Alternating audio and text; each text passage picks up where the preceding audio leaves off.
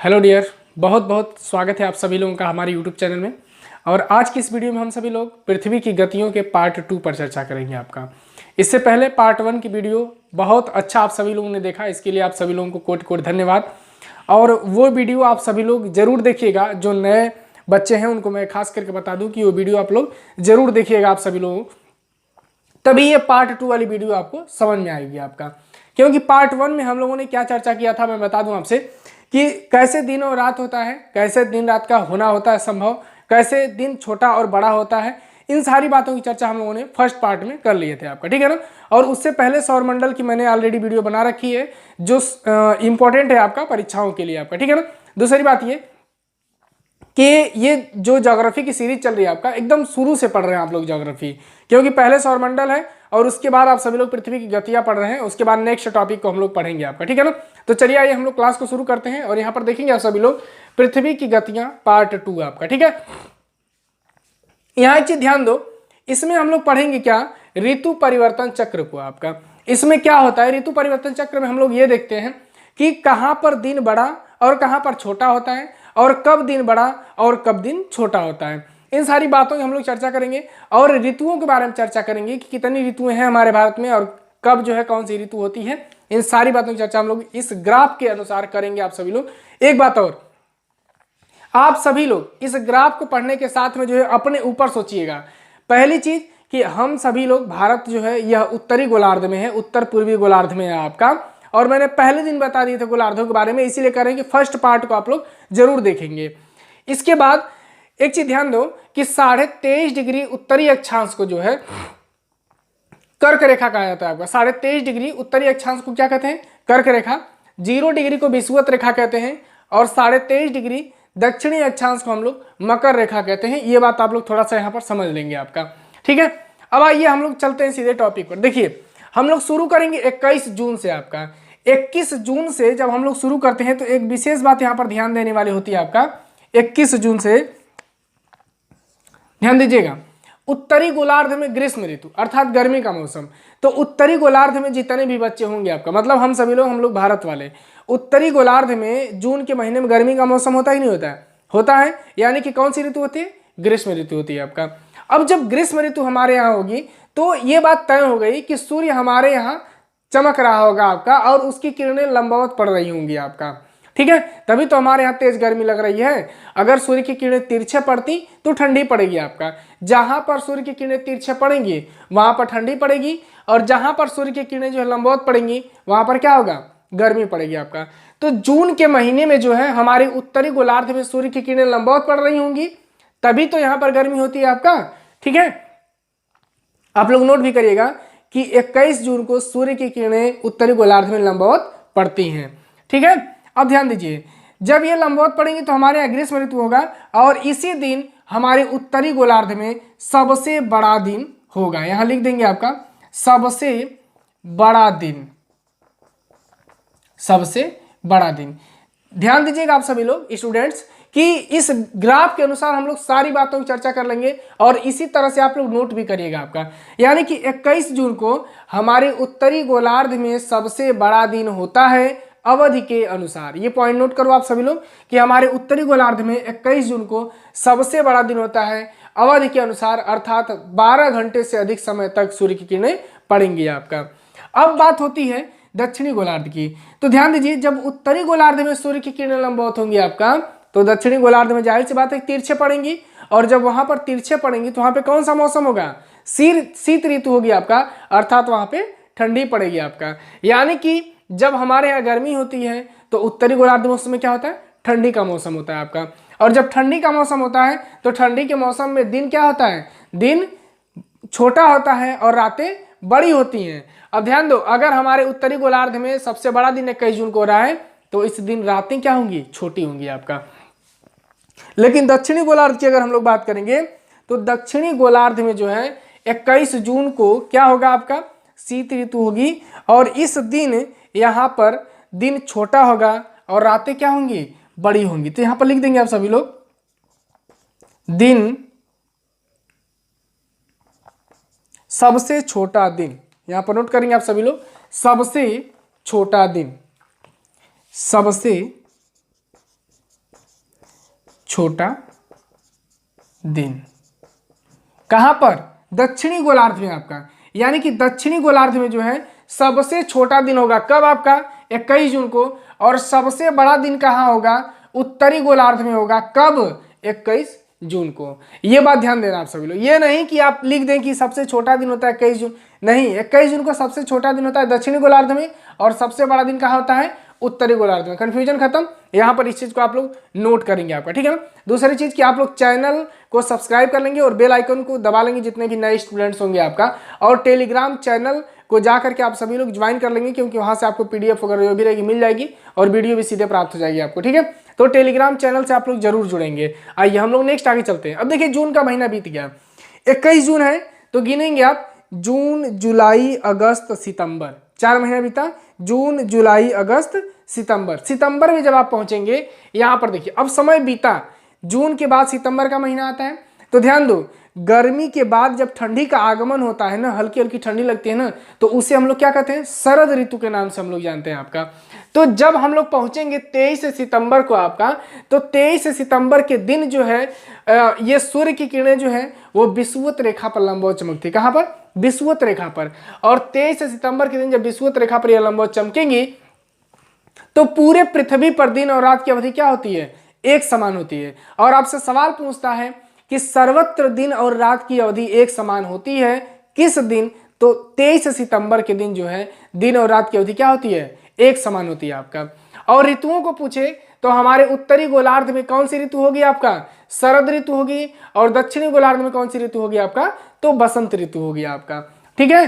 क्योंकि यहाँ पर ठंडी थी ना, तो ठंडी के बाद जो ऋतु का आगमन होता है वो बसंत ऋतु होती है, और गर्मी के बाद जिस ऋतु का आगमन होता है उसे शरद ऋतु हम लोग कहते हैं। ये सुहानी दोनों होती हैं, अच्छी होती हैं। अभी बसंत ऋतु का आगमन होने वाला, आप लोग देखेंगे कितना सुंदर मौसम दिखेगा आपको, आधा ठंडी आधा गर्मी रहेगी, बहुत आनंदमयी मौसम होता है आपका। इसके बाद हाँ एक चीज ध्यान दो, ये नोट कर लेना, 23 सितंबर के दिन जो है सर्वत्र दिन और रात की अवधि क्या होती है? बराबर होती है। इस पॉइंट को आप लोग नोट करेंगे और याद भी रखेंगे, यहां से सवाल पूछता है आपका। आगे बढ़ेंगे।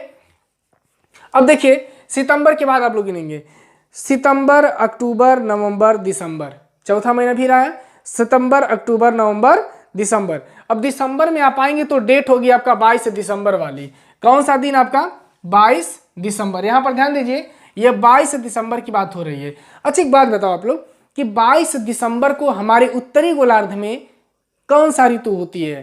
कैसा मौसम होता है? ये आप लोग बताएंगे। पहली चीज कि मौसम और ऋतु में अंतर क्या होता है? तो ध्यान दीजिए, मौसम क्षणिक परिवर्तन होता है जबकि ऋतु एक समयावधि के अनुसार परिवर्तित होती है आपका। ये अंतर होता है दोनों में। तो 22 दिसंबर अर्थात दिसंबर के महीने में हमारे यहाँ ठंडी लगती है आपका, यानी कि हमारे उत्तरी गोलार्ध में ठंडी लगती है, अर्थात यहाँ पर क्या होगा? शीत ऋतु होगा। और ठंडी के मौसम में दिन क्या होता है? छोटा होता है। बहुत से लोग जानते हैं, बहुत से बच्चे ना, कि बड़ा दिन निम्नलिखित में से कौन सा है, तो 25 दिसंबर को ट्रिक कर देते हैं, और आयोग जानबूझ करके ऑप्शन में 25 दिसंबर देता भी है आपका, और उसी को लोग ट्रिक कर देते हैं कि बड़े दिन के रूप में इसी त्यौहार को हम लोग मनाते हैं, तो यही सही होगा आपका। लेकिन ध्यान दो, उत्तरी गोलार्ध में जो सबसे बड़ा दिन होता है वो 21 जून को होता है, और सबसे छोटा दिन कब होता है आपका? तो 22 दिसंबर को होता है। और 22 दिसंबर के बाद क्या होता है? फिर 22 दिसंबर के बाद दिन बढ़ना शुरू हो जाता है आपका, ठीक है ना। तो सबसे छोटा दिन उत्तरी गोलार्ध में 22 दिसंबर को आपका, यहां पर नोट करेंगे सबसे छोटा दिन, सबसे छोटा दिन कहां पर? उत्तरी गोलार्ध। देखिए ये उत्तरी गोलार्ध लिखा हुआ है ना, उत्तरी गोलार्ध में सबसे छोटा दिन होता है, और दक्षिणी गोलार्ध में क्या होगा? सबसे बड़ा दिन। ये नोट करेंगे आप लोग कि दक्षिणी गोलार्ध में सबसे बड़ा दिन होता है, यानी कि दक्षिणी गोलार्ध में सबसे बड़ा दिन होता है, और इस दिन जो है ये उत्तरी गोलार्ध में सबसे छोटा दिन होगा आपका, ठीक है। और जहां पर दिन बड़ा होगा वहां पर रातें छोटी होंगी, ये आप लोग पहले लिख लीजिएगा, और जहां पे रातें बड़ी होंगी वहां पर दिन क्या होगा? छोटा होगा आपका, ठीक है। यानी कि अब आपसे पूछेगा कि उत्तरी गोलार्ध में सबसे बड़ा दिन कब होगा, तो उत्तरी गोलार्ध में सबसे बड़ा दिन 21 जून को होगा, और सबसे छोटा दिन उत्तरी गोलार्ध में कब होगा? तो 22 दिसंबर को होगा। दक्षिणी गोलार्ध में सबसे बड़ा दिन कब होगा आपका? तो 22 दिसंबर को होगा सबसे बड़ा दिन दक्षिणी गोलार्ध में, और दक्षिणी गोलार्ध में सबसे छोटा दिन कब होगा, तो 21 जून को होगा सबसे छोटा दिन आपका। ठीक है, अब यहां से जब आप आगे बढ़ेंगे आपका तो पहुंचेंगे आप कहां पर, सीधे आप आएंगे मार्च के महीने में। गिनेंगे आप दिसंबर, जनवरी, फरवरी, मार्च, फिर 4 महीना बीता, और चौथे महीने में आप लोग जानते हैं कि मार्च के महीने में हमारे उत्तरी गोलार्ध में कौन सी ऋतु होती है, बसंत ऋतु होती है आपका। एकदम सुहाना मौसम होता है। और फिर 21 मार्च के दिन भी आपका अगर देखेंगे यहाँ पर तो 21 मार्च के दिन जो है विषुवत रेखा पर सूर्य लंबवत चमकता है, जिसके कारण जो है पृथ्वी पर सर्वत्र दिन और रात की अवधि एक समान होती है आपका। ठीक है ना, और विषुवत रेखा पर वैसे भी दिन रात की अवधि एक समान होती है, ये बात याद रखेंगे आप लोग। और 21 मार्च के दिन भी आपका सर्वत्र पृथ्वी पर दिन और रात एक समान होते हैं, बराबर होते हैं आपका। ये सवाल आपसे पूछता है। उत्तरी गोलार्ध में इस दिन बसंत ऋतु होता है, और दक्षिणी गोलार्ध में इस दिन क्या होता है आपका, दक्षिणी गोलार्ध में शरद ऋतु होता है आपका। ठीक है, तो ये रहा ऋतुओं का परिवर्तन। इस प्रकार से ऋतुओं का परिवर्तन होता है। आपके लिए खास इंपॉर्टेंट बात क्या है आपका, कि सर्वत्र दिन और रात की अवधि कब बराबर होती है, तो 21 मार्च और 23 सितंबर को आपका, यानी कि 21 मार्च और 23 सितंबर के दिन जो है सर्वत्र दिन और रात की अवधि क्या होती है, एक समान होती है। ठीक है, ये बात आप लोग याद रखेंगे। 21 मार्च और 23 सितंबर के दिन जो है पृथ्वी पर दिन और रात की अवधि क्या होती है, बराबर होती है आपका। ये पूरा ग्राफ आप लोग बनाइए, और ग्राफ बनाने के बाद जो है सारे पॉइंट्स को नोट कर लीजिए। यही सवाल आप लोगों से पेपर में पूछता है आपका।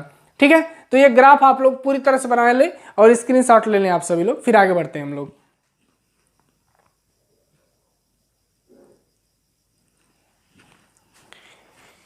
चलिए, अब कुछ बातें और, जैसे आप लोगों से सवाल पूछ लेता है आपका कि किसे जो है युति वियुति की स्थिति हम लोग कहते हैं। ये सवाल पूछता है कि युति वियुति या सिजगी किसे कहते हैं आपका। ठीक है, तो इसे हम मिटा देते हैं।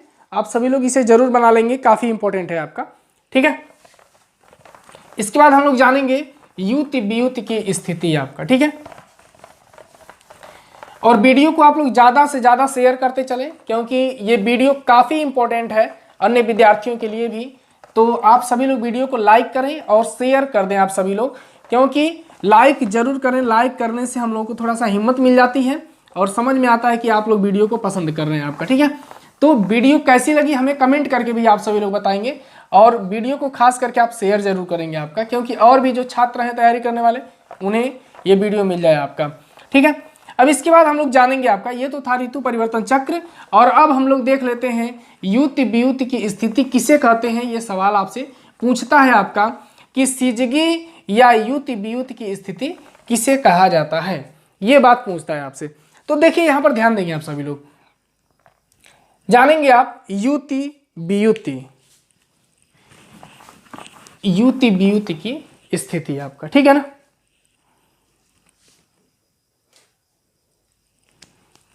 लिखेंगे यहां पर युति वियुति,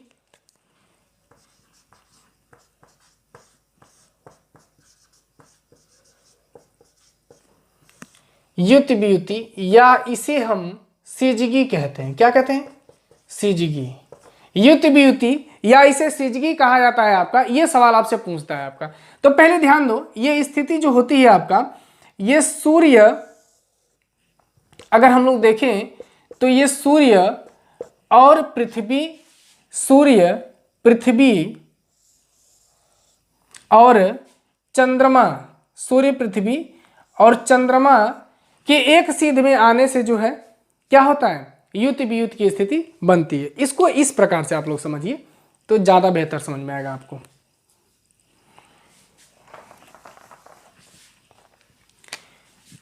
युति वियुति की स्थिति, ठीक है।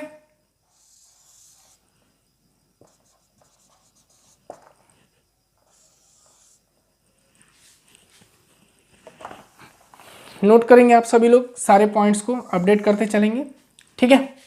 यहां पर ध्यान दीजिएगा,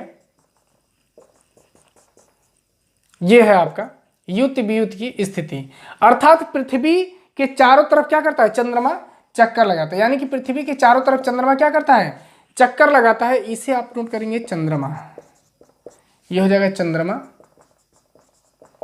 और ये है आपका सूर्य।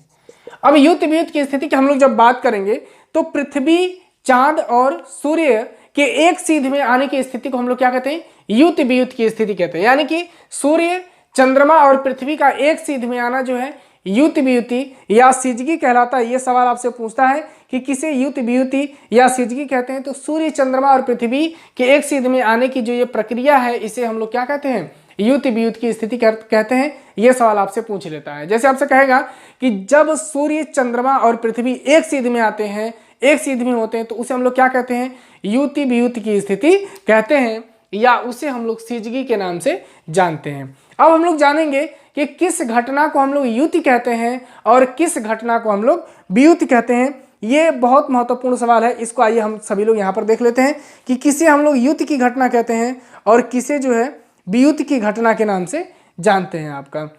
ठीक है, चलिए यहां पर इसको मैं मिटा दे रहा हूं। ठीक है, यहीं पर समझेंगे युति वियुति की स्थिति को। सबसे पहले देखिए, यह है आपका पृथ्वी और यहां पर हो जाएगा आपका चांद।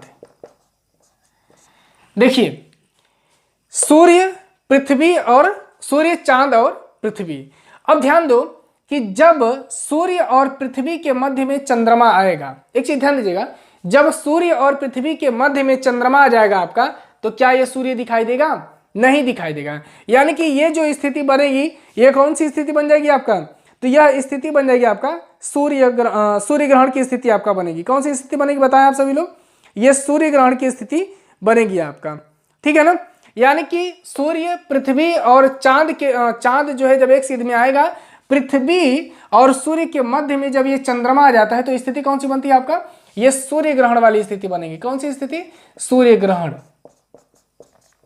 सूर्य ग्रहण, और ये सूर्य ग्रहण होता कब है, तो ये होता है अमावस्या को। कब होता है, अमावस्या को होता है। ये बात याद रखो, ये सवाल पूछता है कि सूर्य ग्रहण कब होता है, ये पूछता है कब होता है, अमावस्या को होता है आपका सूर्य ग्रहण। और इसी स्थिति को हम लोग क्या कहते हैं, युति कहते हैं। क्या कहते हैं, युति की स्थिति इसको कहा जाता है आपका।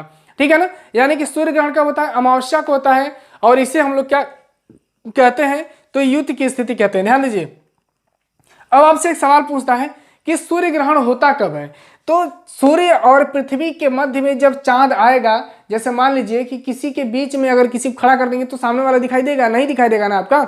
जैसे मान लो पृथ्वी से आप इसको सूर्य को देख रहे थे, अब बीच में एक चंद्रमा आ गया पर्दे की तरह, तो अब तो सूर्य दिखाई नहीं देगा। तो जो दिखाई नहीं देता है उसी का ग्रहण लगता है। इतनी बात आप लोग याद रखेंगे। तो सूर्य और पृथ्वी के मध्य में चांद आएगा तो ये सूर्य दिखाई नहीं देगा, और ये स्थिति कौन सी जाएगी, सूर्य ग्रहण की हो जाएगी। और सूर्य ग्रहण अमावस्या को होता है, लेकिन हर अमावस्या को नहीं होता है आपका। ठीक है ना, हर अमावस्या को नहीं होता है। ये बात यहाँ पर नोट कर लेंगे, यहाँ पर लिख लेंगे आप सभी लोग, प्रत्येक अमावस्या को नहीं, प्रत्येक अमावस्या को नहीं होता है, यानी कि प्रत्येक अमावस्या को नहीं होता है। अब यहीं हम लोग स्थिति को थोड़ा सा बदलेंगे और वियुति वाले स्थिति को भी हम लोग जान लेते हैं यहाँ पर। ठीक है, आइए हम लोग जान लेते हैं वियुति वाली स्थिति को। तो ध्यान दीजिएगा, अब यहां पर हम लोग देखेंगे, जैसे ये हो जाएगा आपका चांद और इधर हो जाएगी आपका पृथ्वी। ध्यान दीजिए, अब ये स्थिति देखिए, सूर्य और चांद के मध्य में जब पृथ्वी आएगी तो इस पृथ्वी की छाया चांद पर आने लगती है आपका। ध्यान दीजिएगा, सूर्य और चांद के मध्य में जब पृथ्वी आएगी, यानी कि सूर्य और चांद के मध्य में जब पृथ्वी आएगी तो क्या होगा आपका, सूर्य चांद के मध्य में पृथ्वी आएगी तो क्या चंद्रमा दिखाई देगा, नहीं दिखाई देगा आपका। ठीक है ना, और जब चंद्रमा दिखाई नहीं देगा तो क्या होगा आपका, चंद्रमा दिखाई नहीं देगा, ग्रहण किसका लगेगा, चंद्रमा का लगेगा ना। और चंद्रमा के ग्रहण लगने के कारण जो है आपका ये स्थिति कौन सी बन जाती है आपका, चंद्र ग्रहण वाली। कौन सी स्थिति बनेगी, चंद्र ग्रहण। और इस चंद्र ग्रहण ये कब होता है आपका, तो पूर्णिमा को होता है। कब होता है, पूर्णिमा को होता है, लेकिन प्रत्येक पूर्णिमा को नहीं होता है। यहां पर लिखेंगे प्रत्येक पूर्णिमा को नहीं होता है, यानी कि प्रत्येक पूर्णिमा को नहीं होता है और ये स्थिति क्या कहलाती है, तो वियुति वाली स्थिति कहलाती है आपका। ठीक है, ये बहुत विशेष पॉइंट है आपका कि यह जो है ये वियुति वाली स्थिति आपका कहलाती है। यानी कि युति वियुति ये तीनों बातें आप लोगों ने दोनों बातें आप लोगों ने समझ लिया यहाँ पर। ठीक है ना, कि युति वियुति की स्थिति क्या होती है। ये सवाल में बहुत ज्यादा पूछता है आपका कि युति वियुति वाली स्थिति को जो है बहुत बार पूछा गया, कई बार पेपर में इसको पूछा गया आपका। ठीक है, तो नोट कर लेंगे सारे पॉइंट्स को आप सभी लोग। और ये रहा चंद्रग्रहण वाली स्थिति भी, इसे भी आप सभी लोग नोट करेंगे। तो इस वीडियो में हम लोगों ने चर्चा कर ली पृथ्वी की गतियों के बारे में, पूरा पार्ट जितना सवाल आप लोगों से पूछा जाता है आपका। और सूर्य ग्रहण ज्वार और भाटे के बारे में अगर आपसे पूछेगा तो ध्यान दीजिएगा, सूर्य और चंद्रमा के गुरुत्वाकर्षण बल के कारण जो है पृथ्वी पर ज्वार और भाटा आता है आपका। एक दिन स्पेशल वीडियो हम सभी लोग इसकी चर्चा कर लेंगे आपका। ठीक है ना, कि ज्वार भाटा कैसे आता है, तो सूर्य और चंद्रमा के कारण जो है, इसके गुरुत्वाकर्षण बल के कारण जो है पृथ्वी पर ज्वार और भाटे आते हैं आपका। ये सवाल पूछता है तो आप इसे जरूर टिक करेंगे, किसके कारण, तो सूर्य और चंद्रमा के गुरुत्वाकर्षण बल के कारण जो है पृथ्वी पर ज्वार भाटे आते हैं आपका। ठीक है ना।